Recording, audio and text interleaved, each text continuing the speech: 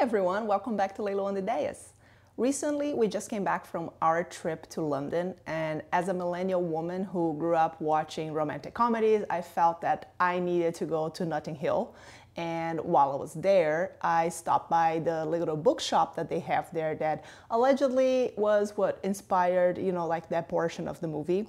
And to my surprise, they had a little basket right up front with books that were wrapped up and had a little description of what the book would be. They also had a sticker that said, "Blind date with a book." So I ended up picking up 2 books, and I thought it would be a good idea to come and, unwrap them on camera to see my reaction. So I'm gonna read the descriptions before I go ahead. I am someone who likes horror films, horror fiction, and when these 2 were definitely the one that captivated me the most. The books, I believe, were £7 each, so total of £14. I'm not quite sure how much that translates to US dollars. That's about like $18.37. So I picked up 2 mystery books for $18. I have no idea what to expect, but let's go ahead and see what the description says. So this first one says, horror short stories, a sense of dread, classic author. So with the classic author, I'm not really sure what to expect. I feel like I'm expecting Edgar Allan Poe. Is that his name? Yeah, that's his name. So I'm expecting Edgar Allan Poe, but not completely sure if he's a classic author. I know that he does write like some horror shorts because I had a book back in the day. But we'll see. And then the second one says sci-fi/fantasy/horror, short story collection, living tattoos, aliens and lonely astronaut, and disturbing and masterful? I guess that's what it says. Anyway, the one that is the classic author is a little thinner than the one that is the sci-fi fantasy horror. So let's go ahead, unwrap these bad boys and see if any of these is Edgar Allan Poe. 2.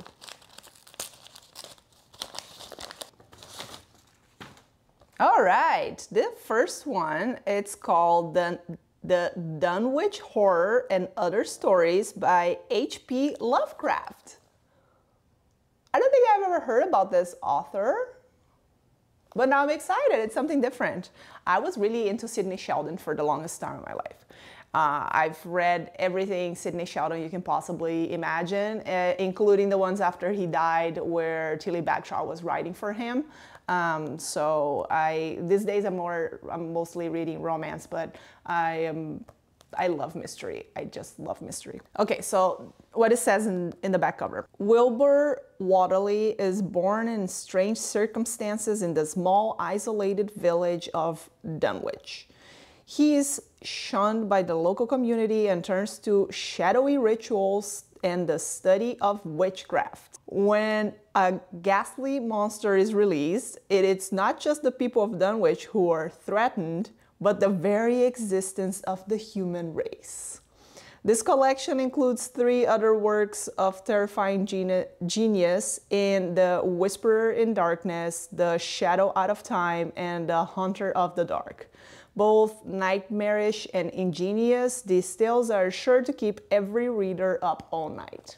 I think one of the things that I like the most about the fact that these were wrapped is that they're like in pristine condition, because sometimes you get to a bookstore and people just keep like opening the books and picking them up, but because they were wrapped, nobody could do that. I love the smell of books. And I think that this is gonna be a really quick read. It has about 237 pages and it's very lightweight, so it's not gonna be horrible for my carpal tunnel. So let's open the second one, that is the sci-fi fantasy horror. This is so fun. I wish more places would do stuff like this. Also, oh my god, this one is really well wrapped. Adds a lot to, Don't choose a book by its cover, which I feel like I totally do. Mostly these days I've been reading ebooks just because it's a little easier to carry them around, but also carpal tunnel. I used to buy a lot of physical books. I had like this big collection in Brazil before I moved here. But ever since I moved here, I've been just buying ebooks. Okay, this one is the winner of the 2007 Pulitzer Prize Special Citation. It's Ray Bradbury, The Illustrated Man. Interesting. Never heard of this either. Another book that I probably wouldn't pick up if it wasn't for this. This says, visionary tales from the celebrated author of Fahrenheit 451. If El Greco had painted miniatures in his prime, no bigger than your hand, infinitely detailed with his sulphurous color and exquisite human anatomy, perhaps he might have used this man's body for his art. Yet, the illustrated man has tried to burn the illustrations off. He's tried sandpaper, acid, and a knife. Because, as the sun sets, the pictures glow like charcoals, like scattered gems. They quiver and come to life. Tiny pink hands gesture, tiny mouths flicker as the figures enact their stories. Voices rise, small and muted, predicting the future. Blending magic, imagination, and truth with Bradbury's rich storytelling skills and beautifully crafted imagery, these are startling and thought-provoking visions of humankind's destiny. Readers unfamiliar with what Bradbury at his best can do should look at The Illustrated Man by the Washington Post. It is impossible not to admire the vigors of his prose, I don't know how to say this word, similes and metaphors constantly cascading from his imagination. And then this book has 294 pages. They are very similar in size, and another one that it's not, another heavy. It does say that this one retails in the UK for £9.99. So like I said, this was £7. This one doesn't have the UK price, but overall, I think that I am in for great reads. I'm very excited, I'm not gonna lie. It's something, it's the little things, right? Because I haven't been this excited to like read books in a while, but now I honestly would never have picked these two up. But now I did, and now I have them thanks to just being a tourist in London and going to the bookstore.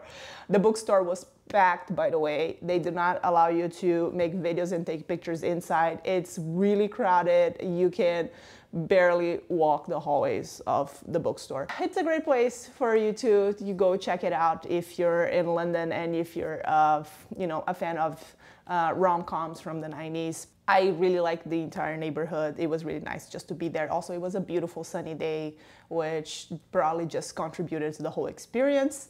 And this was the unveiling of the two books that I bought from the little, let me say the name exactly, the Notting Hill Bookshop. Let me know if you like this kind of videos, leave a thumbs up, subscribe to the channel, and I will see you next time.